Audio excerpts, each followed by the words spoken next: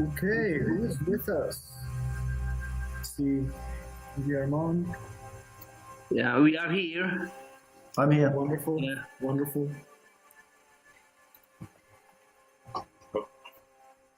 Yeah. Okay. So welcome everyone. Thanks for tuning in to the Prague Micro Festival 2020 Critical Roundtable MAYDAY. We have some wonderful participants and contributors here with us today, whom I will introduce very briefly, very shortly. First, I would like to very much thank everybody who has been involved with the project, because Prague Micro Festival was supposed to take place in the spring, and unfortunately it got postponed. Now we're very happy that the new website is up, and for anybody interested, it's praguemicrofestival.com, and there you can also find the full abstract for this talk. Now, without further ado, I'd very much like to welcome in alphabetical order our participants. We have Dr. Louis Armand, who is a Prague writer, theorist, and visual artist active at Charles University Center for Critical Cultural Theory. We have Dustin Breitling with us, who is one of the founders of the Fractions Collective. We have Márk Horváth, a philosopher and researcher living in Budapest. Him, along with Lovasz, who is an Australian-born philosopher based in Hungary, are founders and co-editors of Absentology, a Facebook page dedicated to philosophy and weird science. We have Bogna Konior, who is currently research fellow at NYU Shanghai at the Interactive Media Arts Department and at the AI and Culture Research Center. And we have MacKay, who is director of the UK publisher Urbanomic and editor of its journal Collapse. Today's panel will focus on a type of cultural malaise, a type of pathology which we have been encountering these past months, and perhaps the currently unfolding COVID pandemic will serve as a type of background for, I think, most of what we will be talking about here today, but it will not be exclusively limited to that. Now, as a sort of point of introduction, I'll very quickly read a part of the abstract and for this talk, which we've been sort of going off of each one of us here, and we will delve right into some of the finer points right after. So the ongoing health crisis, like a mirror held up to the Anthropocene, has not only put the architectures of social power under strain, it has suspended the very idea of the last instance, the very logic of appeal, and the romance of the social contract. Political theater has become a theater of the plague.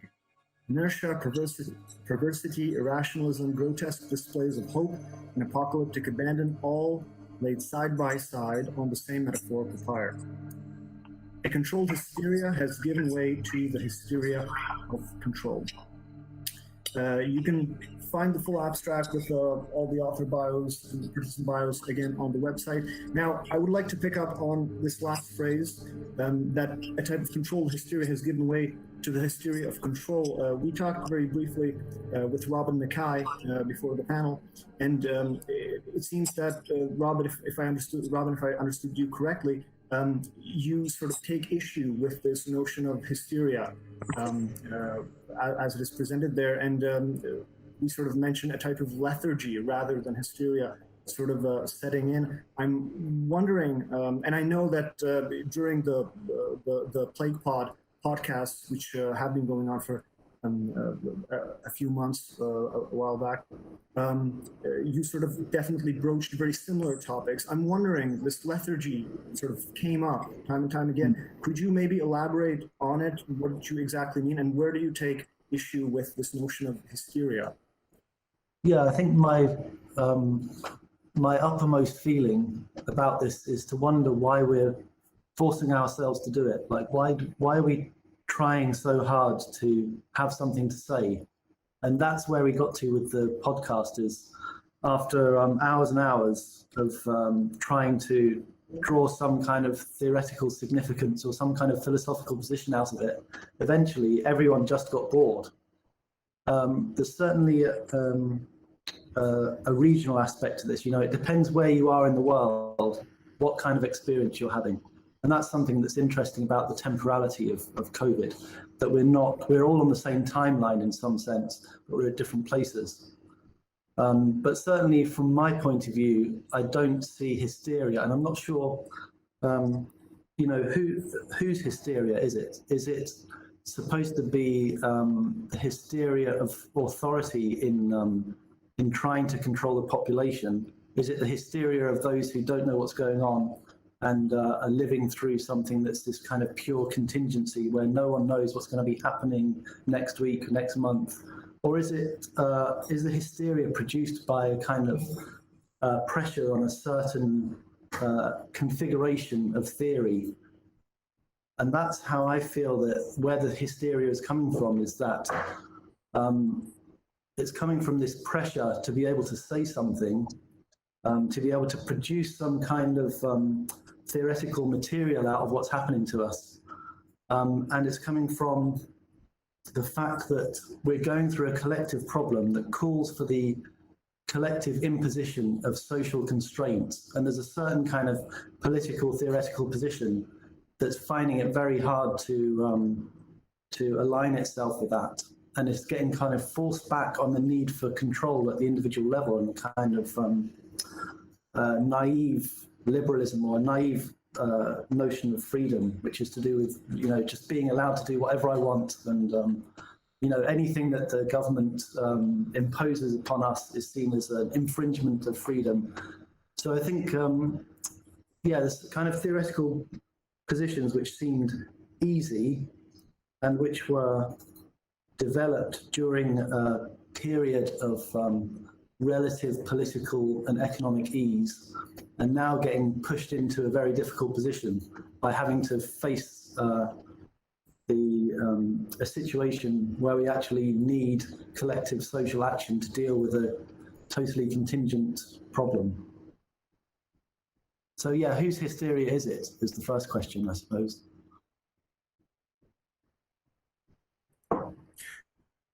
One thing which, does anybody want to respond perhaps? One thing which you mentioned, Robin, is this sort of temporality of how the pandemic is unfolding in the world. I think here this accelerationist connection with the notion of technology and the way technology actually engenders our temporality really kind of comes to its fore, because now we see type of technical apparatus of the state, of various different states, to sort of stray from type of conspiratorial, a fetishization of the state apparatus. We see each region and each state or governing entity kind of dealing with its own problems differently through technological means. If I can ask, Bogna is joining us from Shanghai, and I'm wondering, what is the situation there now in Shanghai? Yeah, it seems to me that we are on very different, not only technological, but psychological registers here. For me, even being here, thinking about COVID again is kind of a flashback. Shanghai has not had an outbreak for months. It's kind of astounding to me that people don't talk about how East Asia is in a post-COVID situation, really. Whatever kind of outbreak is happening now is very minor. So there hasn't really been a parallel outpouring of academic and artistic interest in COVID as we see in the Western world and the Western art scene, where there's kind of a panicked rush to make it into a culturally relevant event, versus here, there has been a rush to just handle the event on the level of governmentality and management. So it seems the psychological affect, not only temporality, is completely disjointed.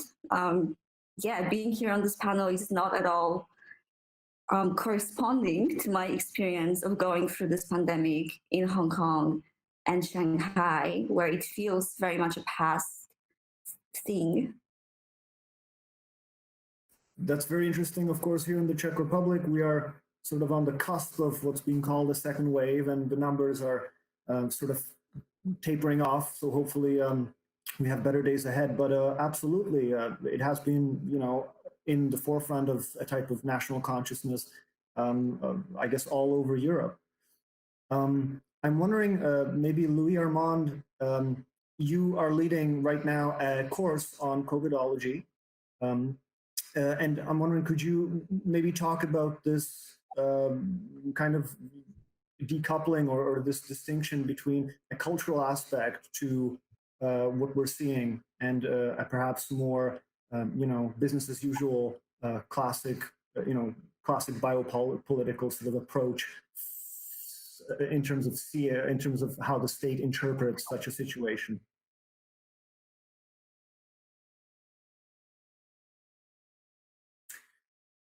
Louis, your mic is turned off at the moment. We do not hear you. All right, yeah. Can you hear me now? Just coming back to the question you posed to Robin, I mean, I think the issue of hysteria perhaps comes back to the idea of a reification of certain kind of ideological viruses, if you like, and being mapped onto the status of the so-called objective reality of COVID. And just as we tend to be preoccupied with these responses to government, as you say, interpretations or corporate state interpretations of the situation, rather than a concrete, the logistical or otherwise sort of concrete situation of a viral pandemic. So this is something that's rather interesting and has fed back into this kind of replay loop of a kind of intellectual industry and a cultural industry that has been involved in this response that has occasioned sort of instant theoretical positions that have been restatements of positions that have been evolved over a period of time already by those who are sort of perceive themselves as the voices of the coming apocalypse, particularly people like Zizek, perhaps.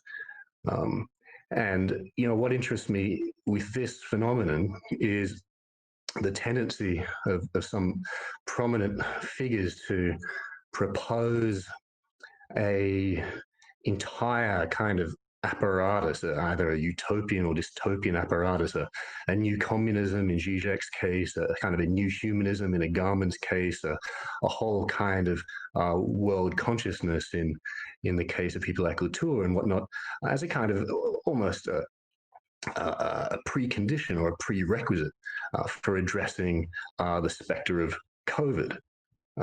And this is quite fascinating. It's almost as if there's a sort of theoretical attempt to reconstruct a whole state apparatus as the prerequisite for a critique of the virus as itself, an automatic critique of the state. All right? This I find very interesting.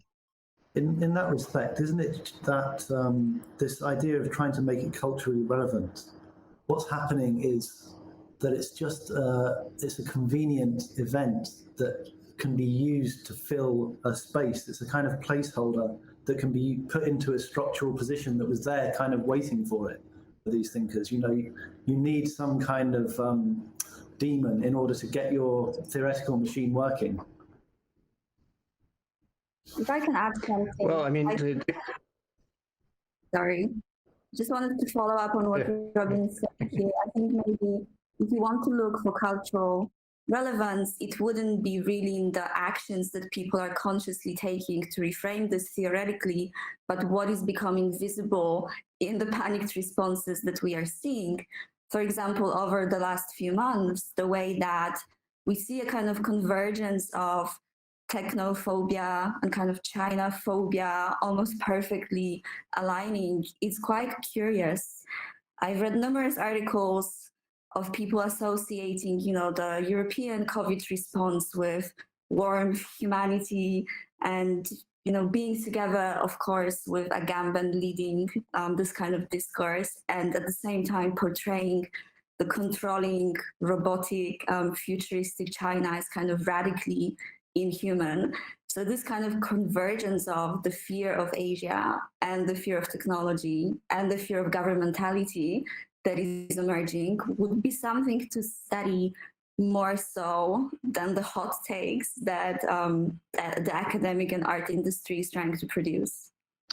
Isn't there a kind of backwards logic at work there where the reason why the European states and the US have failed so miserably to deal with this problem can't simply be because they're incompetent or they're a part of a kind of decaying political structure. It must be because, there's something evil and inhuman about China. Like there's something about the efficiency in dealing with a problem like this that has to be seen as problematic. Otherwise, we'd have to look at our own social and political structure and see what's failing in it.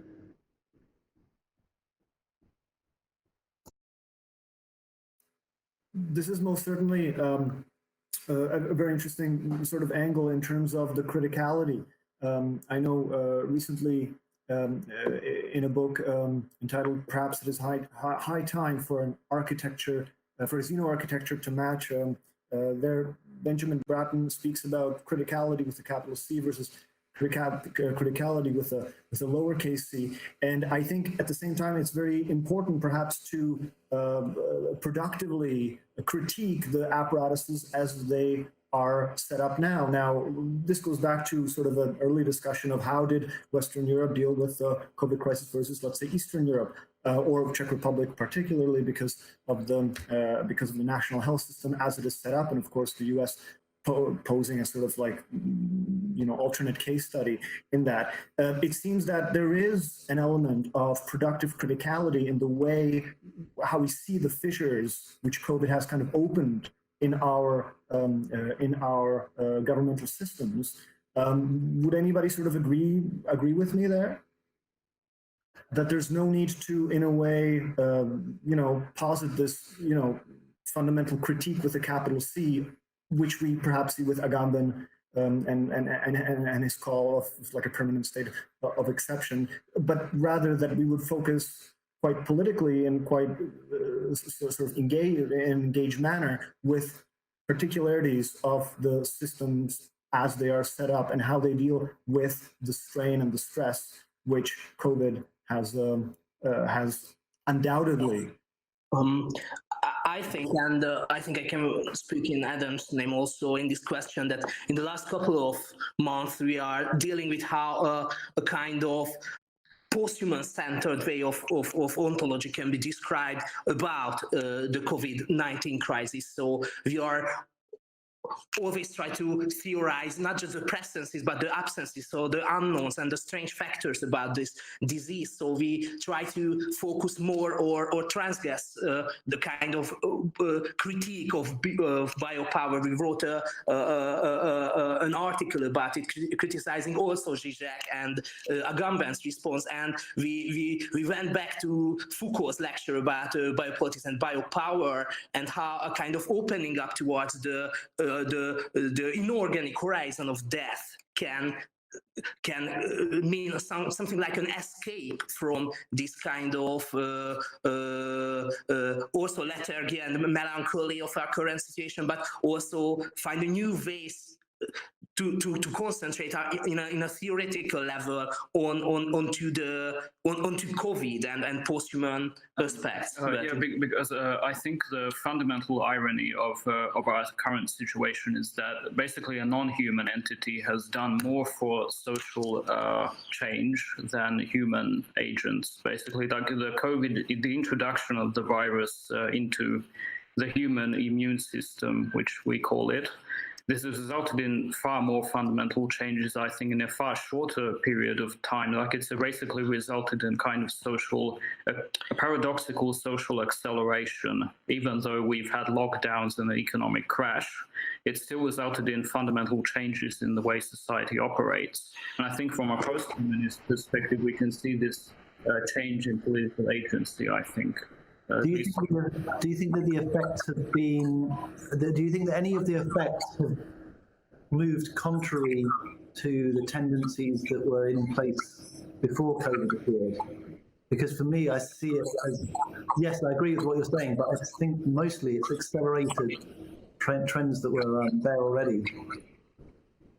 Yeah, it's had like in many respects, like if we look at the digitalization of the economy, for example, it's like the university system and also the education. These were basically present before, but I think like this is done more with the entire focus of what these social processes are doing, even though it's not taken us beyond capitalism, but it has still sort of a liquefied society in many respects. And then I think in a bit it opens up new perspectives. For example, I am now working on in a Hungarian book about the Anthropocene. It will be the first Hungarian book about this whole kind of theory, and Hamilton uses a term that Anthropocene itself is a kind of a meta-crisis that consists of many local collapses and breakdowns. And I would consider COVID-19 as not as a part, so not as a meta-narrative, but as a kind of localized breakdown of the system. And I think where post-humanist philosophy or philosophy and speculative philosophy in general comes into play is kind of connect this kind of local breakdown with the meta crisis. And it's also a big question how we could name this kind of meta crisis, whether Anthropocene or Capitalocene, or we should point out many different aspects. And I think COVID-19, many different things. Yeah. So I would use COVID-19 as a local, and so it's kind of a breakdown that points towards a more structural and systematic problem, which is like the collapse of the functioning of the Earth system itself. So, and this clearly shows how environmental damage accelerated the spread of diseases and viruses, for example.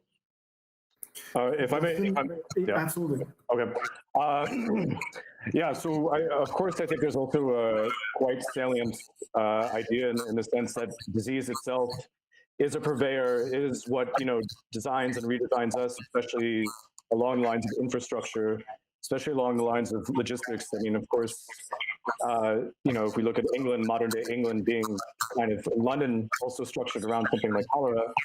And then even extending, if you look at Shanghai, I mean, I think, Bogna, you can obviously testify to that when you're, probably witnessing this kind of contact type of servicing and automation that has really sprung up as well.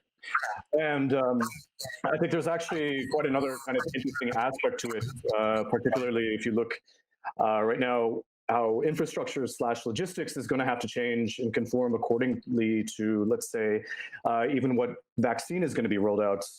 So I don't know if people, I'm sure more or less you're acquainted with the Moderna vaccine and how this is a vaccine. It's a messenger RNA type of vaccine.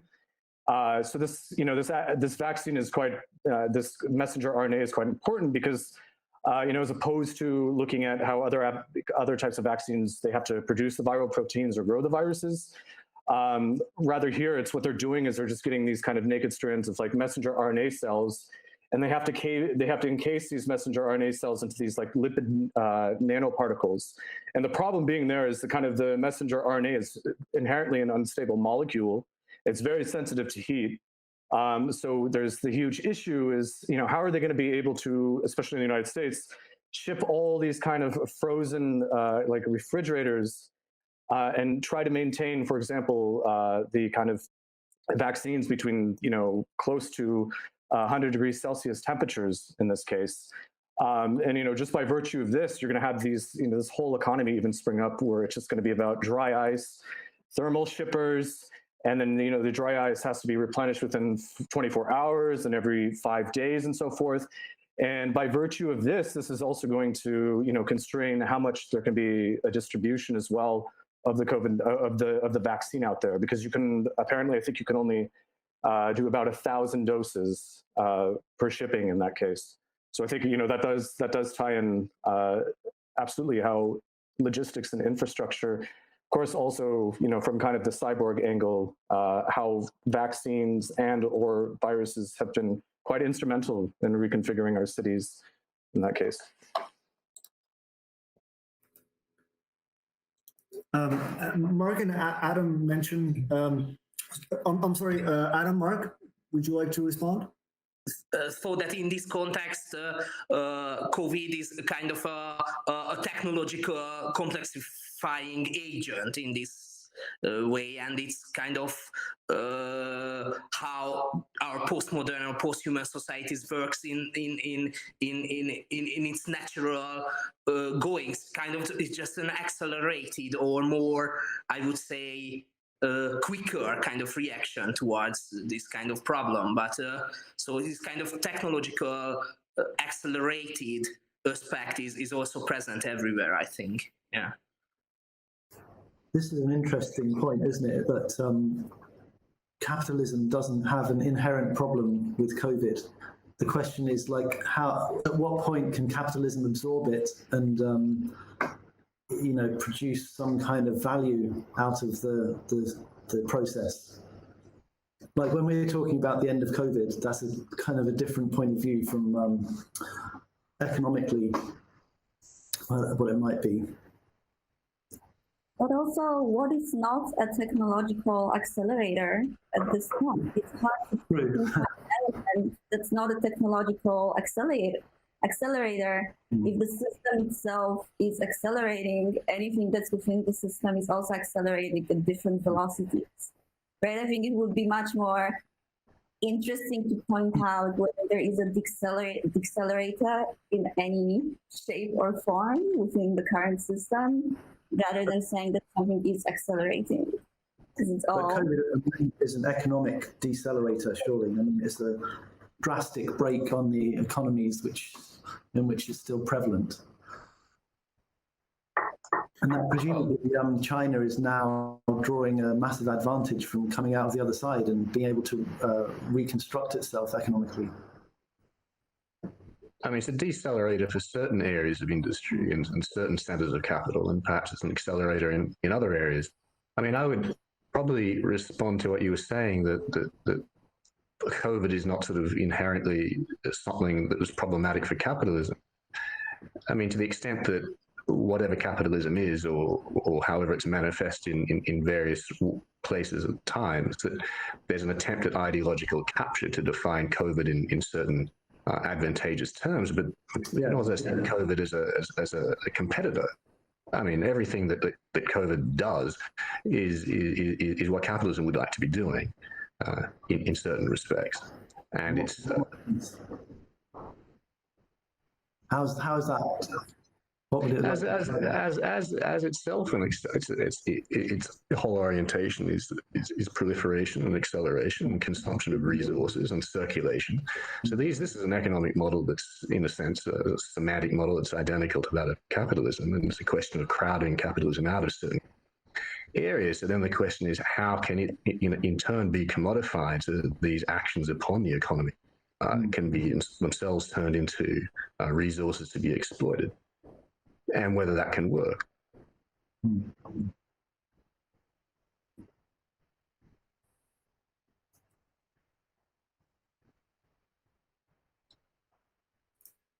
I guess a sort of interesting angle on this was opened with the mention of the accelerationism as it has been talked about now. I think with accelerationism, there is, of course, a reading into it which might be fundamentally teleological. And would be sort of a type of alien temporality in a classical, let's say, sense of Nick Land. I think perhaps what we're encountering now, and again, Robin, you and I sort of broached the topic just before the panel, is that what's accelerating is actually a type of, in a way, domestic processes and processes of health, care, of course, family and kinship as well. I think this is a fundamental aspect, this Florentine, and to use Helen Hester's term, domestic realism, that there's a type of like new normal, which has been setting it in the domestic sphere.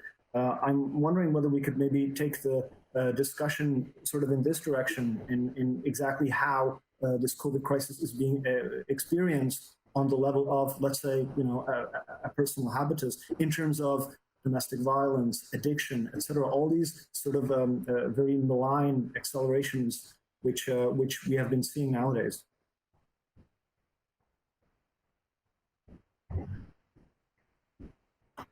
Because please, Robin.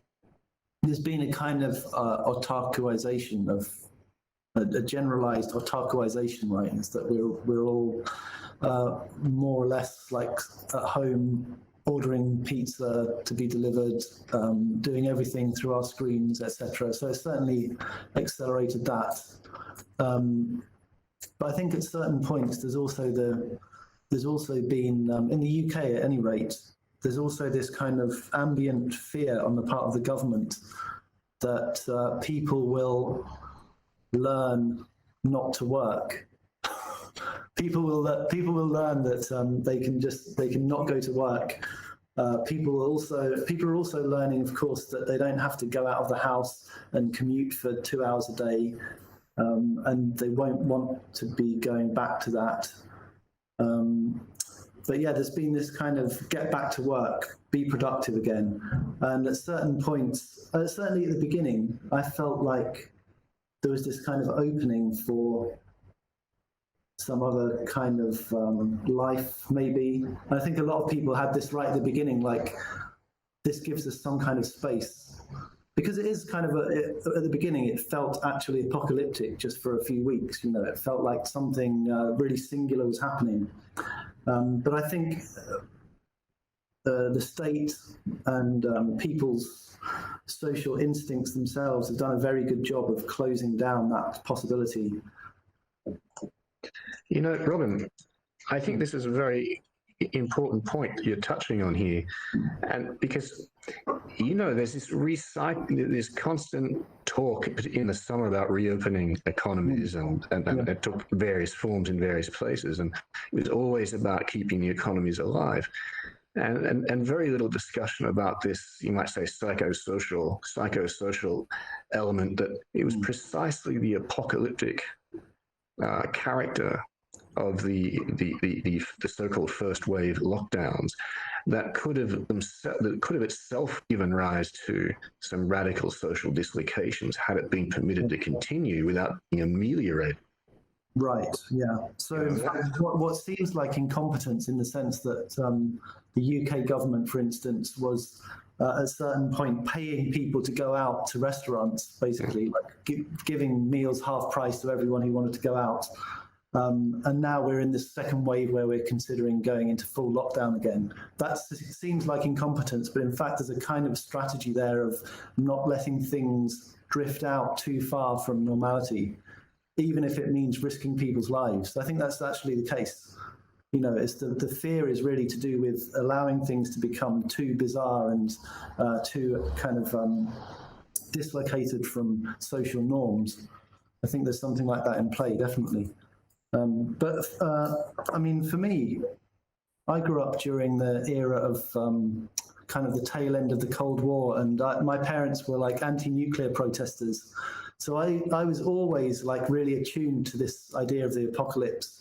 And as a child, I was always really super excited about it. Like I thought it would be great when it's announced that the nuclear bomb's coming and you can go and do whatever you want. Like the streets are empty, or like you can go and steal guns and shoot the school windows out. And, you know, all this stuff was kind of there's this kind of excitement about the apocalyptic scenario.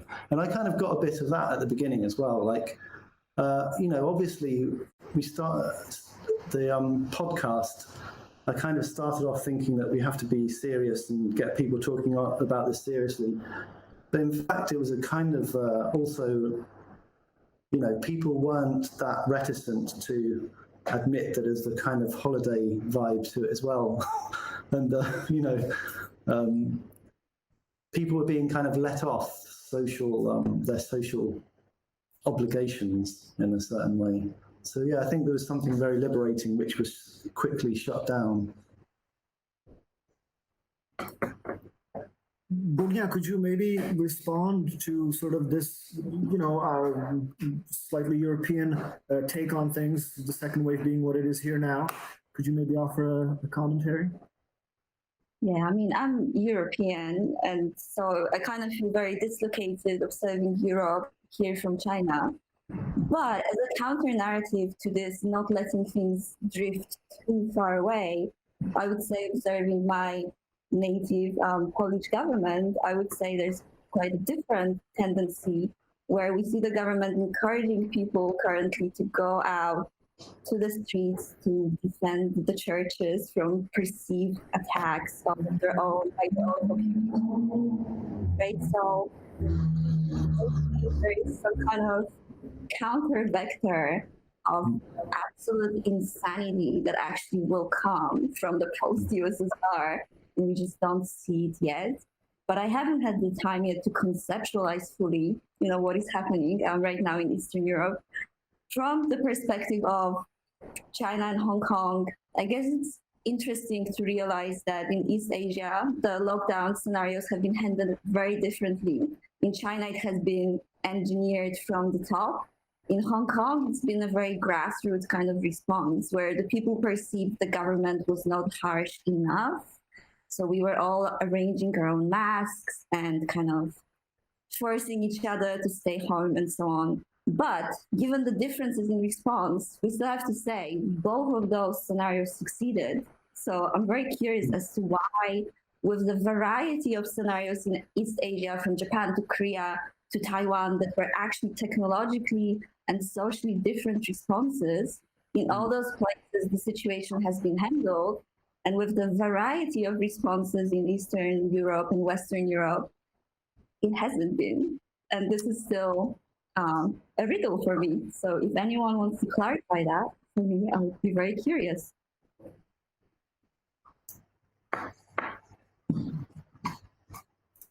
Well, it's a tough question, of course. Could maybe Adam and Márk chip in on how the Orbán government has been doing? I think the reaction for the first wave of the COVID crisis in Hungary kind of was interpreted as a kind of a success story for our nationalistic, right-wing, populist government. But now in the second wave, it's totally different. So the numbers are going higher and higher, and people are more, I think, apocalyptic right now. So the feelings are certainly changed. I think around the end of August or something, somewhere between the end of August and early September, because clearly, like the early summer, and there was really few cases in Hungary. But now I think the scene and also how people are affected by it's clearly changed in the last couple of months, I guess. So. I think one of the key takeaways, political takeaways from this whole situation is the kind of, I guess, not impossibility, but implausibility of maintaining an ecologically closed human system. So I think we need to get sort of acclimatized to this, as like they always say, there's going to be newer and newer viruses. So this is not the last one.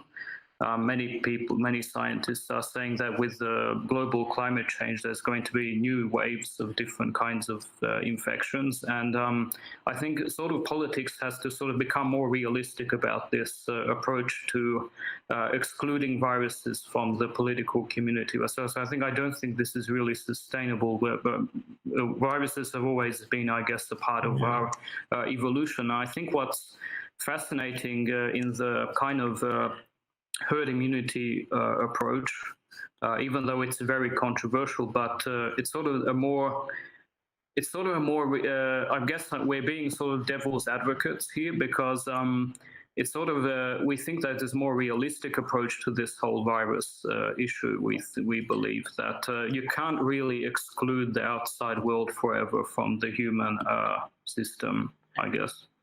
Yeah, but right now in Hungary, we are getting closer and closer to total lockdown, I guess. So we have to wear masks in restaurants. So restaurants are now closing everywhere in Budapest. So we are getting closer to a total lockdown and kind of this chaotic situation.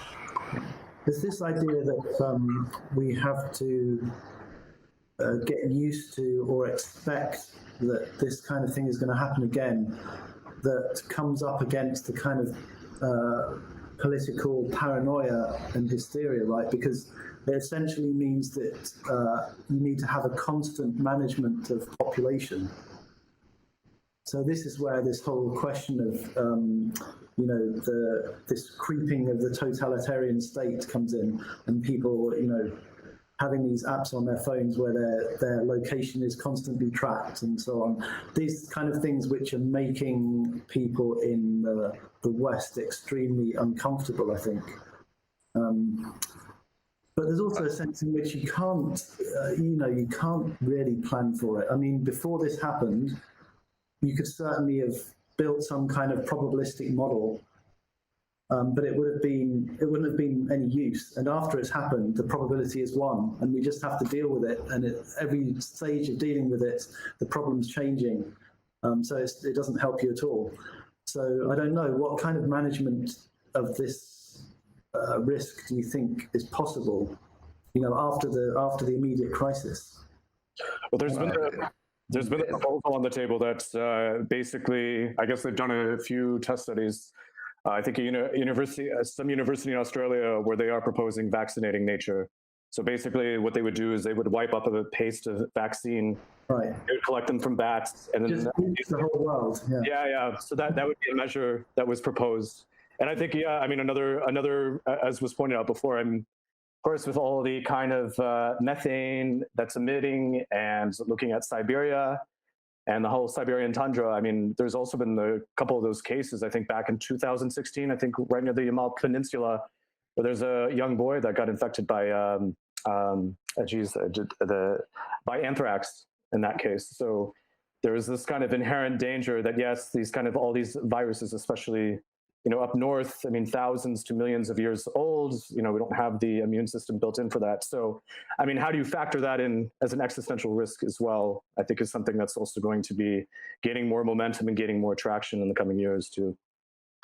There you go, the future horizon of dinosaur viruses. Yeah, or how risk management can deal with Lovecraft. Park. Yeah.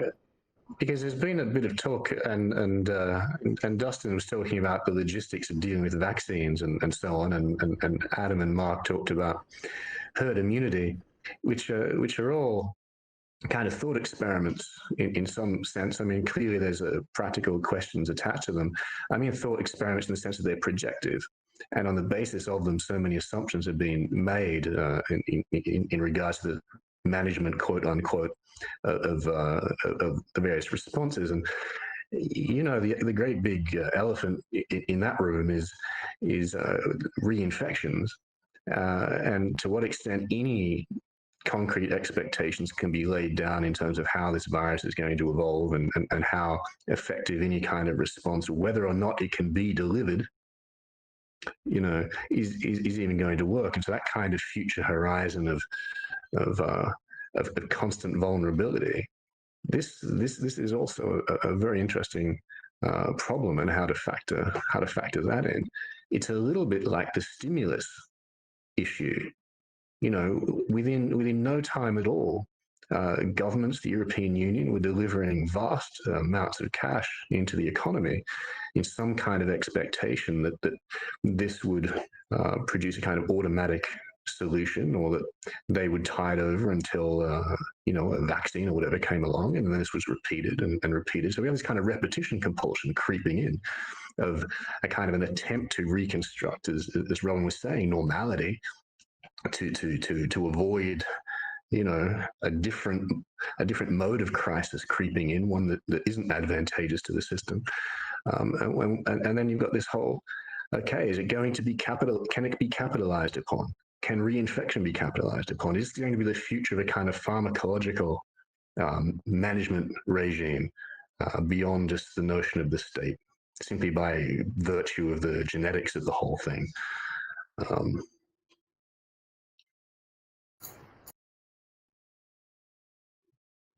I'm waiting for tips. I've already written down invest in dry ice.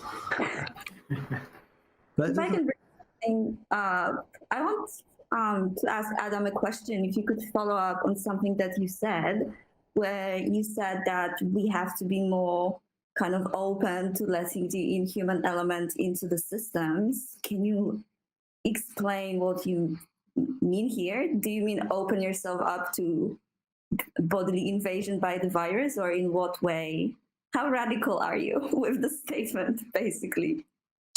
Yeah, I mean, like, I guess on the level of like governmentality, governments have to sort of, I think, accept the idea that we can't exclude viruses forever from humans, so that there's always going to be newer and newer influxes of viruses, and it's basically we can slow it down, but we can't stop it. Like, I think it's inevitable. It's an inevitable reality of living on this planet, and I think it's we have to like think in terms of a more ecologically open system of society, I guess. Like, we can't maintain this. We can't like live in plastic bubbles like all of our lives. Like, you had that. You have like examples where like someone doesn't have an immune system and they have to live in like a plastic bubble all the time. And I think if we have to sort of pierce this bubble, I guess, in a way. Like, we have to think of new types of governmentality which don't maintain this kind of closedness at all costs, because this isn't going to work in the long term. I'm really skeptical as to this. But I think in our paper it was more like a theoretical or speculative aspect. So it's a kind of how we can theorize with contemporary thinkers death as a kind of positive aspect and a positive future before us that is kind of an escape from the ongoing and getting stronger of the biopower everywhere in Europe. So we looked at, for example, negative queer theory and, for example, the ethics of extinction from Colebrook. So in our paper there are several thought experiments how we can kind of getting used to the finality and of human life, and how death can be looked upon not as an ending and as a closing down, but as something like an opening up for a new kind of new horizon. So I think the ending of our paper is quite radical, but there are like 5 or 6 different approaches towards that in our paper that we. Well, I mean, so I just to just sort of like in brief to sort of explain what we're taking at is that basically the more governments try to defend life, I think the more they have to restrict life. I think there's this basic paradox that work in biopower, and we somehow have to think outside of this. I think like we can't continue closing ourselves from the environment forever. Like there's going to be a point of no return, I think. But this is. Can I just quickly ask you, Adam, when you talk about restrictions? Because this is not an objective kind of horizon, and these have changed historically and culturally. So which restrictions are too many for a government or a state or whatever to require of a population, and which aren't? Yeah, I mean, these are I think it's like on a case-by-case basis. You have to always look at, so I think they're sort of like very ridiculous kinds of things where people don't want to wear a mask or something. Like, I think that's very, very mild kinds of things. But I think like on the whole, it's something which can't be maintained for very long. Like we had in Melbourne the 111 days lockdown in Australia, for example, but that's like a very extreme case, and it really demands like a very rule-following, obedient population, and you don't have that in all kinds of societies. Like there's cultural differences, I think. And it's not really sustainable, I think. Like you can't ask 6 billion people to like not go outside or something. It's not very realistic. And I think it's also a question how other sides and other aspects of everyday life is managed under this kind of biopower, and how, for example, strange and dangerous or bad rules are. So it's a question of how other side of life can be managed under this kind of lockdown. So yeah, and you get this kind of paranoia. Like people start to think like, oh, I don't know, like so like you have this paranoia on the part of power and also on the part of the political subjects as well. Like you have this mutually enforcing paranoia, and it leads to like bad political results on the long term. Yeah, in many respects. Yes. It does seem interesting. Oh, please, Bogna. Just want to add here that maybe we should consider that there's different philosophies of governmentality and the use of technologies by government in relation to how we conceptualize the individual or like the self or the subject. So I talked to Robin about this just 2 days ago, but there's this anthropologist, Shuang Frost. She writes about the difference between Western and Chinese philosophies of technology. And she says in the Western concept of ethics of technology, technology is perceived as good when it contributes to individual liberation, individual right, and the protection of the subject and the individual. Versus from Confucian philosophy, there's no real counterpoint to this ethics thing. We can talk instead about morality of technology, which is much more aspirational and is about collective engineering towards an aspirational form of society. So I don't know, can we say that it wouldn't work to keep 7 million people indoors when that's exactly what Hong Kong has done for almost a month in the beginning of lockdown? And it has worked. So it's not really a speculative scenario for me. It is doable. The question is, why is it doable in some places and not others? I think it would be a stretch to say, oh, because it's Confucian and there's a different philosophy of technology. But maybe, I don't know, it is some kind of a hint to explore. I think perhaps a sort of metaphor which we can move into here is the type of zoning, and I'd be very interested in perhaps exactly what you mentioned, Bogna, with a type of zoning of, let's say, Hong Kong, metropolitan area of 7 million people. Same, I think this ties with Adam's point about this ecology and this openness, which needs to be retained. I think it's interesting just how the discussion in Europe has, or rather, just how Eastern Europe has, in a way, closed itself off into their individual, closed their national borders at the beginning of the first wave very quickly, which had a fundamentally positive aspect. Again, there's quite an effective element to this, kind of drop-down pop-up zone, which can be activated and deactivated at given times. And I'm wondering whether this might be a sort of part of sort of new politics or a new normal, which we might be seeing appearing.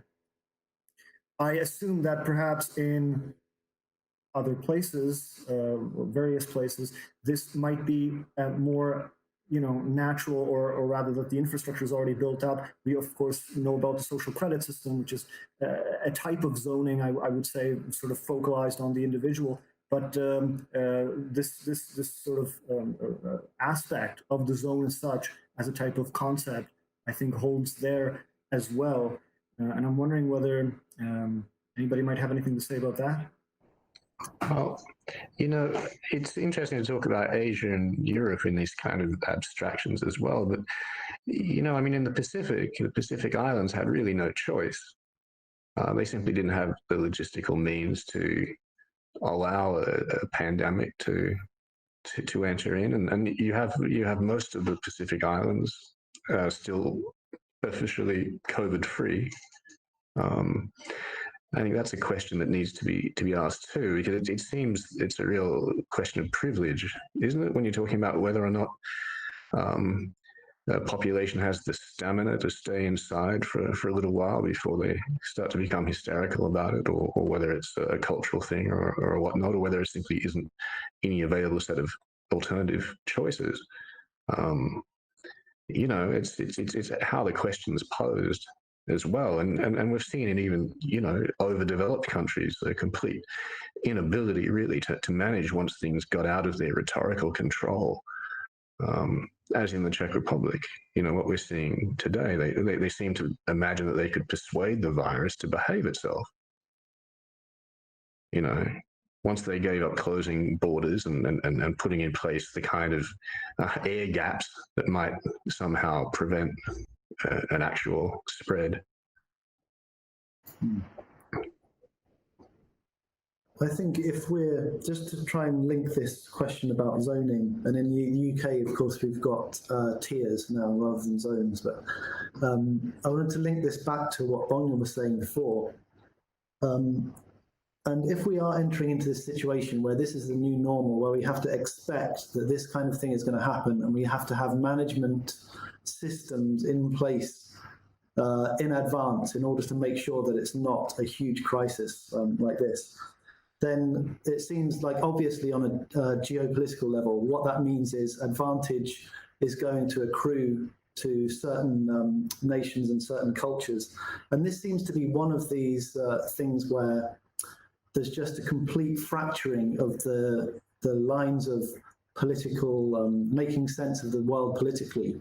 It's just kind of falling apart because you have basically the thing that was meant to characterize the enemy of capitalism, i.e. massive populations which are heavily invested in collectivity, compliant populations that are happy to take social control measures from above.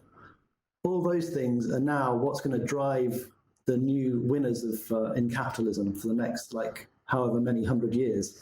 So that's a complete kind of blowing apart of all of the distinctions that we used in politics in the 20th century. But then also on the other side, one thing that's interesting in the UK, I think, is that in the absence of that, in the absence of any ability of the population to accept any kind of control from above, any kind of collective identification, any suggestion that you are a generic citizen who must do the same as all the other citizens, in the absence of any, there's just no conditioning to be able to accept that, and people just get angry about it immediately. So what's actually happened is a greater fragmentation. So now there's this kind of, as an avatar of individualization, of the individualization of it, you have a breaking up into smaller and smaller areas. So, I'm in tier 2, Manchester's in tier 3, and then Manchester is almost like declaring civil war on the rest of the UK. So it's actually accelerating a kind of patchwork process, which is kind of interesting in itself. And you can see that, that could with the help of technology, that could penetrate down to smaller and smaller areas. Perhaps there's some kind of species level defensiveness about accepting that humanity can be understood as a collection of data points. Population, yeah. Don't really have that problem with monitoring bats, putting satellites in the sky to monitor forests and everything else. Yeah. But we perceive that there's something irreducible about humanity that could never be captured in those technical systems. So maybe there's a species chauvinism about this. It is a kind of failure to apply the principles of ecology to our own species, I think. Yeah. I was kind of leaping back to Louis' point concerning kind of the fine granularity, I suppose, of how far we can think of datification and technology kind of interpenetrating, even in the side of the body. I think that will be particularly something pushed for in the future. I mean, given the fact, we're understanding that viruses do evolve to kind of manipulate your, the host circadian clock in that case, and that clock, these clocks in your body. I mean, that's responsible for a whole raft of intracellular systems that's changing the whole kind of activity of your translation, transcription, metabolism, and that's where it kind of effectively reprograms your whole cell efficiently in this case. And there's the idea that's being sprung forth too, how this idea about infection and immunity. There is these kind of time-sensitive dynamics that need to be kind of taken into consideration. The idea too, as I was reading the other day, that, for example, it's better to give people vaccines in the night because, they're at their kind of rest period in this case. So I would just imagine, collecting this type of data, getting down again to these very small kind of minuscule points about ourselves. That could be what leads to the advantage in the future, if you are more or less able to kind of capture all this information concerning, the most kind of basic metabolic mechanisms too. Which basically means shaping the whole of the social structure around the nature of the virus. So the society becomes like a kind of virus puppet. Yeah, well, that's a nice change from the idea that there's a government's disciplining society in some kind of uber rationalist way, that the virus is doing it for them. But yeah. I think perhaps a concept which we can bring in, and I know I read it in a piece by Anton Jager, is quarantine corporatism, and it's sort of interesting to see just how which businesses and enterprises are accelerating, and this is home delivery, as we've been seeing, Amazon, Walmart. It sort of transcribes itself, or can also be seen as a type of, as Robin mentioned, a new logistics, and as Dustin sort of alluded to as well, new logistics for the new normal, where supermarkets become a type of distribution center, etc. I think there's a very interesting phenomenon which we've been seeing now. I know of two places, definitely this is happening in Czech Republic, and also Quebec has been actually moving towards questioning self-sustainability, alimentary and nutritional self-sustainability. The Czech government has there's a proposal for a bill which would basically require shopping centers to carry about 30% of, firstly 15% of Czech produce, and then 30% of this would be actually increased. Now, this is not official legislature, but this is, as far as I know, the first time these questions are being broached. And again, it goes to this question of how resilient can a zone be in a way, and for how long, at almost kind of like a garrison mentality, which might go against, again, what Adam was saying, a type of openness, a sort of trans-boundary openness, in favor of something quite different. These boundaries that you're talking about with sort of quotas for local production and things like that, there's a point one of my students came up with earlier in the year about procurement. The idea that the social contract, as it had been previously understood, is this romantic idea of universal rights being guaranteed by a benevolent state, has been substituted for by a sort of a real politic of procurement, where the contemporary states, particularly within Europe, offer the idea, a certain metaphysical notion of providing for the care of their citizens, but as a procurement problem, they cannot deliver. It is impossible to deliver, and one of the things that COVID has done is made this very tangible and very clear, that the promise of being able to provide the care for a populace.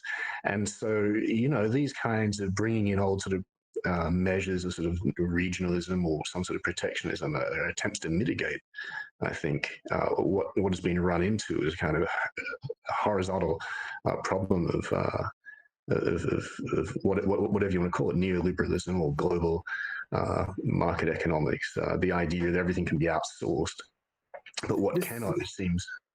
This horizontalism sort of feeds in very well, and in general, our discussion of zoning with the first question, which has come in on the YouTube channel, and we will be taking questions now for anybody who might be interested. And we have Paul Cheney asking, thinking about the survival of the Pacific Islands and general fragmentation, couldn't patchwork society be the ultimate defense to future outbreaks of yet unknown viruses? I'm sharing the question to the chat, so please feel free to take a look at it. If anybody wants to address the resilience of patchwork in face of virus and infection, please do. Yeah, well, I mean, the concept of patchwork is essentially to do with fire breaks, right? It's to do with the possibility of experimenting and trying different kind of social formations in this kind of controlled way. So yeah, potentially. But this, I was actually going to mention, this leads into the question of the rural, doesn't it?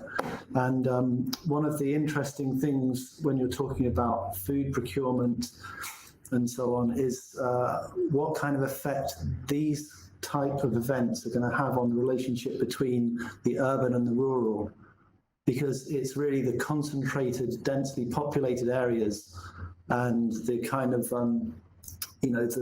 the centers of communicative capitalism where this kind of outbreak is happening.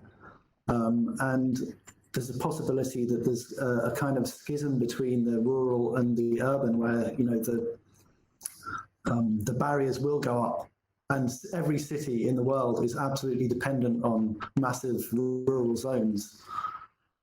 So there's not only this question of kind of dependency of one nation upon another nation's produce, but the dependency of cities upon rural production. There's the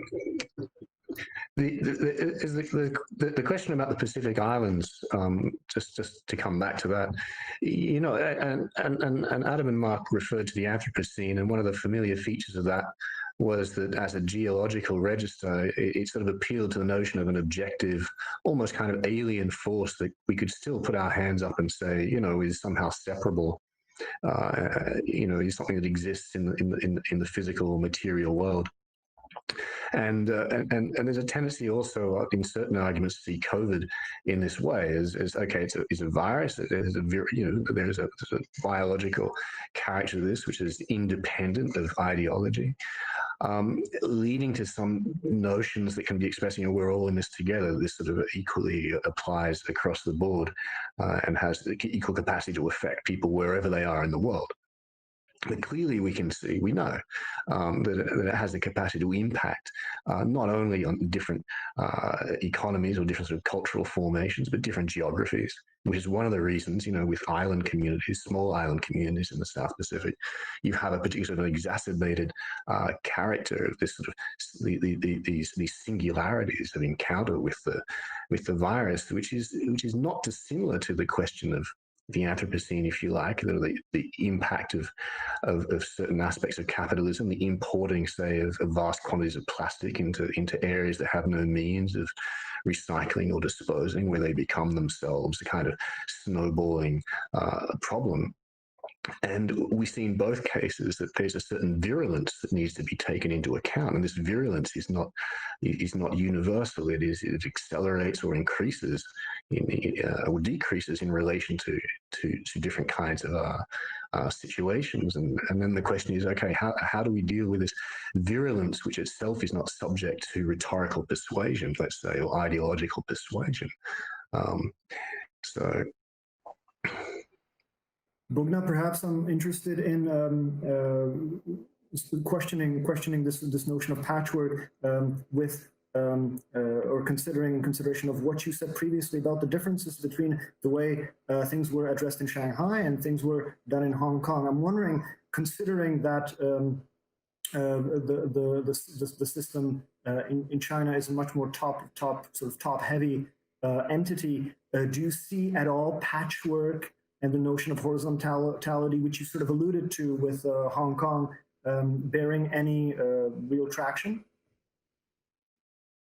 Yeah, I think first of all, it's kind of a myth that China is as centralized as people imagine it to be. For example, with the social credit system, it is imagined as a really centralized system, while in fact it's really a bunch of patches exchanging information, we could say.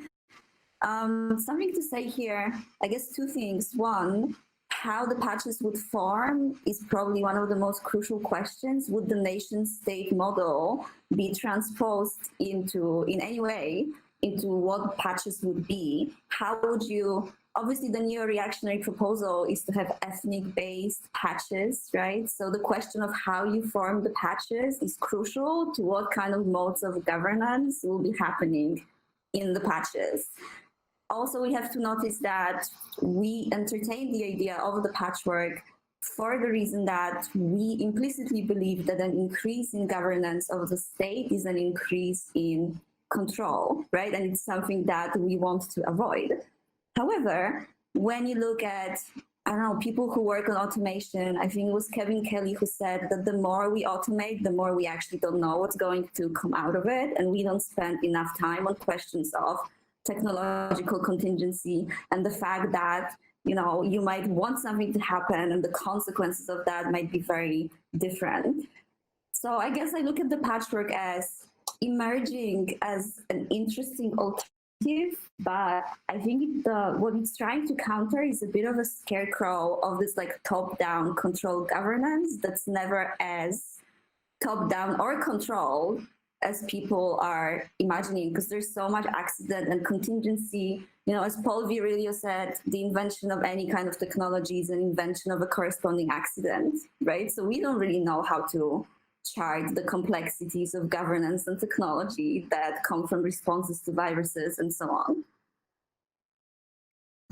I would also be interested concerning related to the patchwork and I suppose kind of an immunitarian, more or less modeling / politics to emerge. I mean, how essentially, that this has been actually advocated by some members of Silicon Valley, essentially that a patchwork would be unfolding and would be more or less working and corresponding according to the model that yes, antibodies, you have an antibody test. Therefore, this antibody test would, in a certain sense, of course, enable you to go to this zone, that zone, et cetera. And I would also be kind of curious because, if we do imagine this kind of post-immunitarian / or maybe not post, but immunitarian antibody world, would we necessarily see even just kind of different spatial and kind of ethnic or, population kind of demographics in that case? And how would that could that possibly change and challenge, the kind of idea that still is linked up with patchwork, where you are having this homogeneity, nativism, if it's not according to the kind of techno-commercialistic kind of impulse that someone like Land would have, where you do see that it resonates, especially with certain circles that, you really want to put for ethno-nationalist types of states. But also, isn't it more dangerous, like from purely immunology perspective, to be in small homogeneous groups? Because then you're much more vulnerable to something like a biological threat, because it cannot be dispersed within the genetically varied population anymore.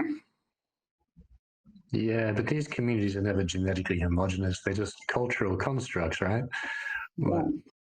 I mean, Adam and Márk talked about that issue of species solidarity in a sense, which is just a kind of universalized idea of eugenics, really, isn't it? It sort of comes back to this question too, and whether we sort of map eugenics onto a as Bogna was saying, an ethnicity, or whether we map it onto, as Dustin is sort of suggesting, privilege of access to some pass that allows us access to the territory, and then who does have that privilege to access. I mean, sorry, Dustin, I should just clarify that, because the idea that there is a test that is going to show whether people have antibodies or whatnot is again a kind of an appeal to an objective measure. But we know that access to the kinds of treatment, or even the access to tests or the affordability of them, is not equally distributed, and how any kind of egalitarianism is going to be underwritten to sort of suggest that these sort of patchworks are just, let's say, somehow self-evident and not already ideologically conditioned is another question, right? We have, sorry, Adam, you want to respond? Yeah, just in relation to the issue of territoriality, I read a really interesting book on this topic. I think we could maybe send it into the discussion forum or something. It's called The Political Economy of Non-Territorial Exit. And it was published last year, and I think it's a very good response to this idea of a patchwork society. Just in brief, the author says basically we could imagine a kind of exit as a kind of thing which can be separated from territories. He says that the crypto technologies could potentially make possible a kind of exit from existing social structures as a kind of, not a real possibility, but as a constant threat. We could individuals would have that sort of power to basically blackmail existing states, to always so that they could like opt out of certain aspects of governmentality which they wouldn't want to participate in, like in taxation, for example. And I think this would be like a really constructive idea, like we could separate exit from territory. You don't have to secede from a country in order to maybe not participate in everything. So I think it's kind of a good alternative to this idea of fragmentation. Like it's sort of like take fragmentation to a whole new level, I guess, in like cyber reality. I think it's just like an interesting option. I don't know how plausible it is, but it's a very interesting utopia. Yeah, it's just. How would you be a non-participant in a pandemic, for example?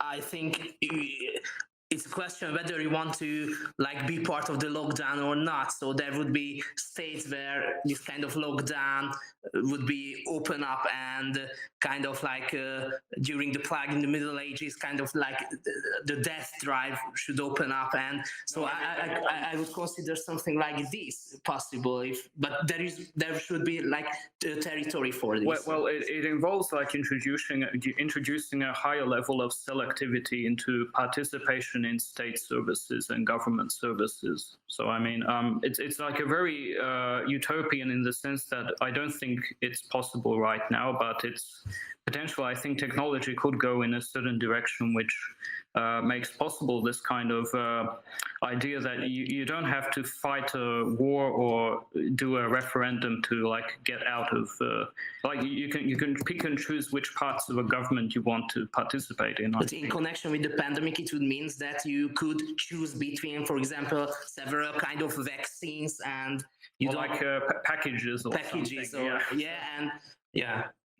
But I mean, so I don't say that this is like a solution to this patchwork thing, but I think it's like a good point of departure, I guess, for like thinking in a different way about these kinds of things. But it's a very libertarian way of thinking, so we don't really agree with all of that, but it's very provocative and constructive in many ways, I think, to like think out of the box when thinking about territory, population, governmentality, like, yeah, but I was just wanted to like bring that in. The thing about patchwork, though, is like any kind of political theory, it's just totally moronic if you think about it on the level of shall we do this or not? You know, should we do patchwork? This goes back to what Bogna was saying about technology as well. You know, what's more interesting is to say, you know, COVID is acting like a kind of social iodine, like it's dropped into this Petri dish and it's making evident all of these fracture lines and these existing tendencies.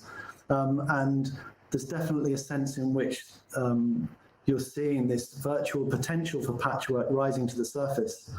And it makes it clear, I think, that patchwork is a kind of something like an interference pattern between global homogenization and libertarianism. It's like the more homogenous, connected, and inextricable the world becomes, and Louis was saying, you know, we're all in this together, the more you reach these crunch points where people are like, well, hang on, we didn't do this. And that's what I'm saying about the possibility of a kind of rural secession is, you know, we didn't do this. We were growing your food for you. We weren't the one going on 7 EasyJet flights a week.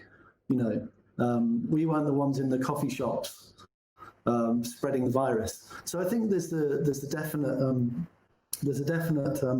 possibility for it to kind of drive those processes, but also through this kind of tiering of society and the fact that it kind of introduces an element of competition almost into the scenario, and especially in the UK where cities are being put into the highest tier without really having any clear idea of how they can get out of it.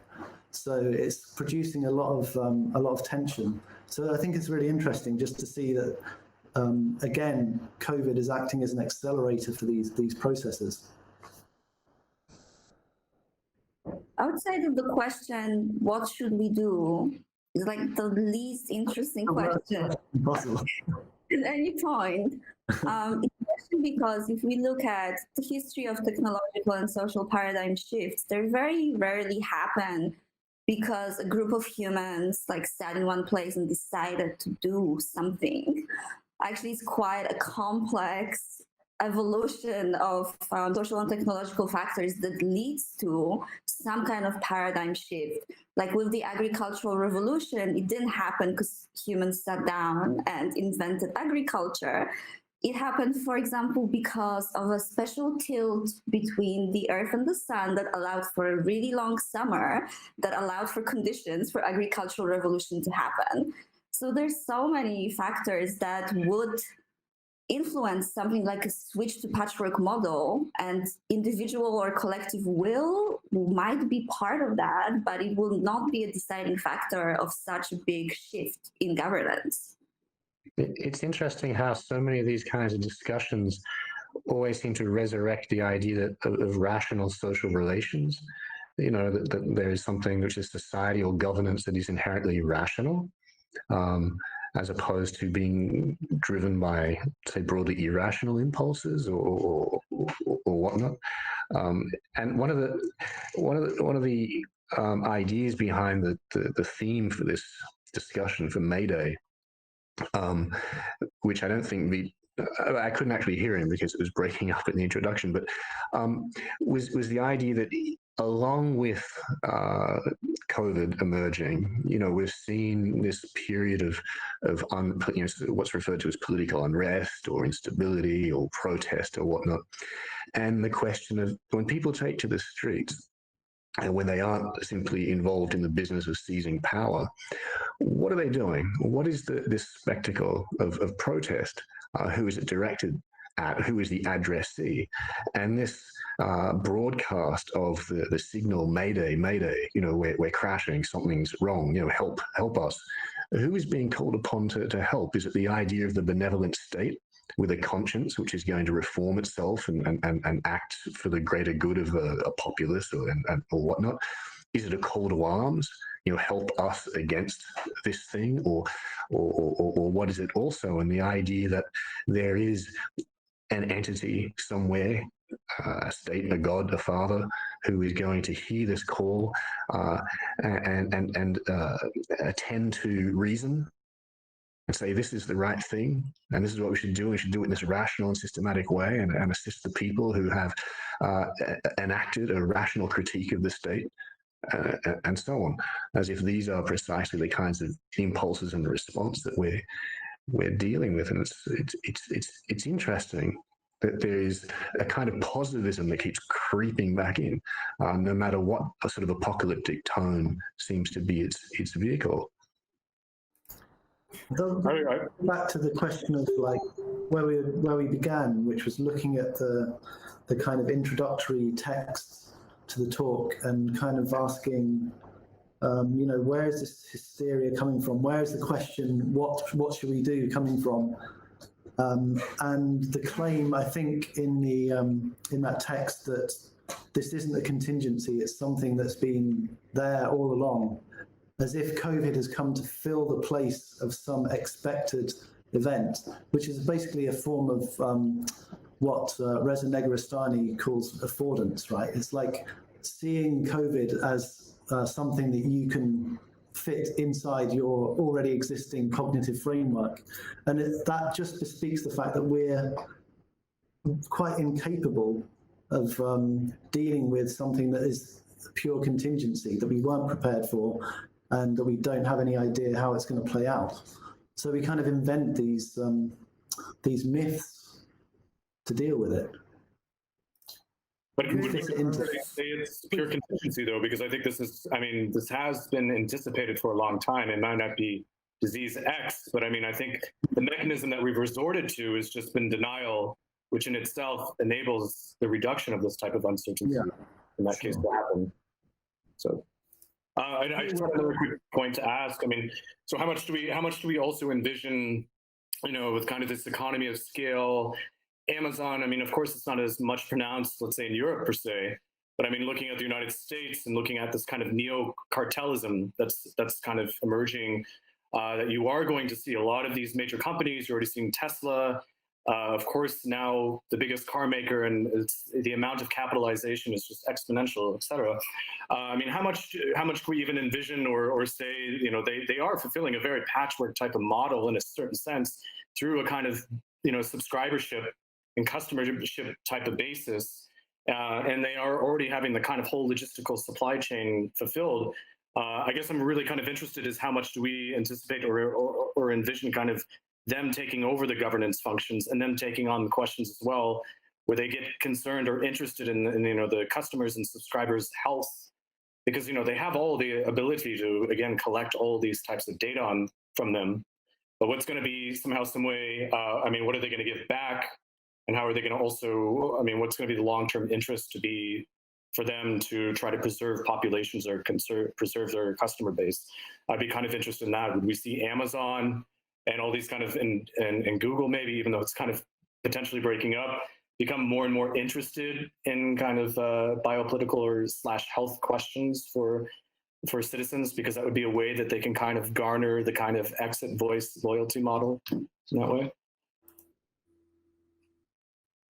These are all very, very pertinent questions. There's one question on YouTube, which I think before we finish, we could address. I like the way it sort of ties things back to a type of primal scene of this whole discussion, which is ultimately a type of death. So anyway, Bertalan Eged asks, my question is for Adam, and please, you will again see it in the chat. My question is for Adam. So I understand the openness he talked about, but what about the people who opened themselves up and died in the virus? What about the relations between the openness and death? Yeah, I mean, I guess this sort of comes back to the issue of denial. We modern secular people are in denial about the fact that, you know, we're going to die, and what happens. Like, this wasn't evident in previous social forms. Like, you knew what's going to happen after death, and now we don't really know what's going to happen to us, heaven or hell. It's like not really plausible anymore, like we can't really. Like you could cultivate a kind of Epicurean acceptance of death. Like, I think that's a sort of a good starting point, but it's very hard for modern people, I think, to think about finitude. And I think we're in desperate need of thinking again about finitude and about sort of reducing our expectations, I think, exponentially about what we want from society and from life. And like, I think this crisis is a good opportunity to sort of cut back our expectations about what we want, what we expect in the developed world, at least. Yeah, I think that's just what came off the top of my head. Yeah. Okay. Do we have any final comments or provocations? Responses? If not, then I would very much like to thank all of our panelists here. It was a wonderful discussion. I hope you guys enjoyed it as much as I did, as much as the audience no doubt did. PMF 2020 is continuing with Otto Poetic and Ellie Anders, an AV performance, which will be streamed live. So without further ado, thank you again, everyone, and till next time. Bye-bye. Thanks.